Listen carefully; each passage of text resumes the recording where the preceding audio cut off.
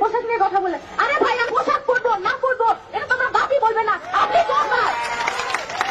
আমি সিগারেট খাবো না খাবো এটা আপনি কেন বলবেন? এই দেশে কি সিগারেট নিষিদ্ধ? আপনি খান না, তাহলে একটা মেয়ে কেন সিগারেট খেতে পারবে না? আপনার রাত্রেবেলা কেন একটা বাড়ি থাকতে পারবে না? আপনি কি সেই, আপনি তো দিনের বেলা বাড়িতে থাকলেও গ্যারান্টি দেন না, বাড়িতে থাকি মানুষের গ্যারান্টি নেই, আর রাত্রেবেলা রাত্রে গভীরে 3টা বাজে বাড়িতে থাকবো, আপনার কি সমস্যা? মহিলা, তুমি জাতিকে পাপী করে, তোমার অঙ্গ প্রত্যঙ্গ জাতিকে দেখিয়ে জাতিকে জাহান্নামের দিকে ঠেলে দিয়ে তুমি নিজেকে শিক্ষিত মনে করো না। ভুল হিসাব। তোমার বিদ্যাকে কবর দিতে এসেছি, তুমি মনে রেখো। তোমার মুখ দেখলে পাপ হয়, তোমার হাত দেখলে পাপ হয়, তোমার পা দেখলে পাপ হয়, তোমার শরীর দেখলে পাপ হয়, তোমার চুল দেখলে পাপ হয়, তোমার গোটা দেহটাই হচ্ছে অন্যের জন্য পাপের বস্তু। এই ছেলে, তোমার বাপ তোমার বোনকে দিয়ে জাতিকে পাপী করে তোমার বাপ যেন তাহাজ্জুদ পড়ে জান্নাত কিনতে না চায়, বলে গেলাম তোমাকে।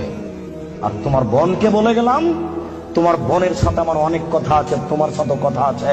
তুমি এক পায়ে হলে দাঁড়িয়ে থাকো, এক একটা বাক্যকে তুমি মনে করবে 1 কোটি টাকা মূল্য, তাহলে তুমি আজকে কথা মূল্যায়ন করতে পারবে।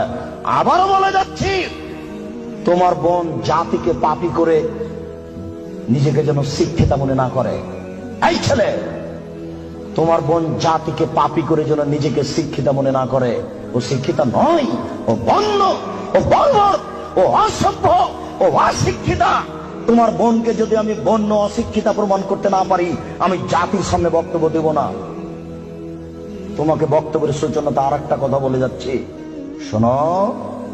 আবু হুরায়রা রাদিয়াল্লাহু তাআলা আনহু বলেন, সিনফানে মিন উম্মতি ফিন্নার, আমার উম্মতের 2 শ্রেণীর মানুষ জাহান্নামে যাবে, লা মারাহুমা, আমি তাদের দেখিনি। আবার শোনো সম্মানিত মুরব্বী, একটু দেখুন, আল্লাহ নবী বলছেন আমার 2 শ্রেণীর মানুষ জাহান্নামে যাবে, আমি তাদের দেখিনি। আমার উম্মতের 2 শ্রেণীর মানুষ জাহান্নামে যাবে, আমি তাদের দেখিনি। আমার উম্মতের 2 শ্রেণীর মানুষ জাহান্নামে যাবে, আমি তাদের দেখিনি। তার 1 শ্রেণীর মানুষ তুমি, আর 1 শ্রেণীর মানুষ তোমার বোন। তোমার বাপকে প্রথমে নাকচ করেছি,